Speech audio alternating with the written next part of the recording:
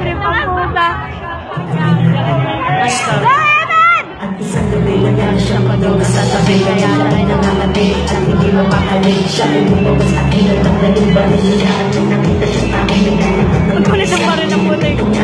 tinutukan sa likod at sabi niya, mamamatay ka pa, hindi ka sumunod. Niya pinangilit ako para di siya masumala. Sabi niya, aking nakira mo, ayaw mo ng bala. Ang biktima ay sumagot habang umiiyak. Sabi niya, kung pinagkakit para sa kanyang anak. Si Vicente ay nagalit, dinarila ko sa ulo.